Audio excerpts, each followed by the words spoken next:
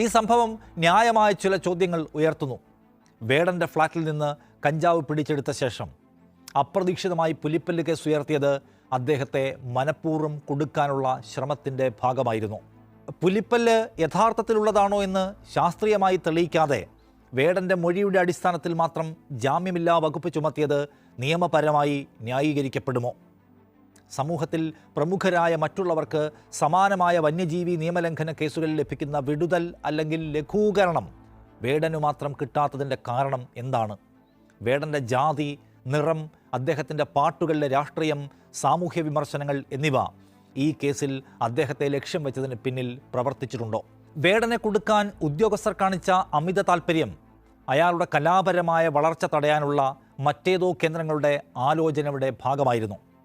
ഈ ചോദ്യത്തിനെല്ലാം കുറച്ചുകൂടി വ്യക്തതയുള്ള ഉത്തരം നാം ഇപ്പോൾ അർഹിക്കുന്നുണ്ട്. വേടനെ പിടികൂടി 4 ദിവസം കഴിഞ്ഞ് മാത്രമാണ് സർക്കാരിനെ നയിക്കുന്ന ഭരണകൂട പാർട്ടി അതിൽ ഗൗരവമുള്ള ഒരു നിലപാടും അഭിപ്രായവും പറയുന്നത്.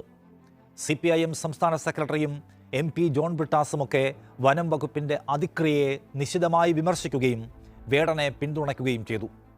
അത് എന്തിനാണവർ 4 ദിവസം കാത്തിരുന്നത്? അഭിപ്രായം പറയാൻ, നിലപാട് വ്യക്തമാക്കാൻ. വനം വകുപ്പ് ചെയ്യുന്നത് പരിധിവിട്ട നടപടിയാണെങ്കിൽ അത് ആദ്യ മണിക്കൂറിൽ തടയാൻ ഈ സർക്കാരിന് കഴിയുമായിരുന്നല്ലോ.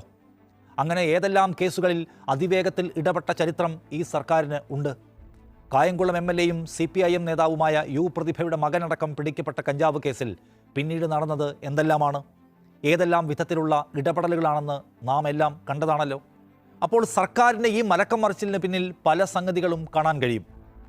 വേടനെ പിടികൂടുമ്പോൾ ജനങ്ങൾ അതിനെ എങ്ങനെ എടുക്കുമെന്ന് ഒരു ടെസ്റ്റ് റിസൾട്ടിന് കാത്തിരിക്കുകയായിരുന്നോ സർക്കാർ?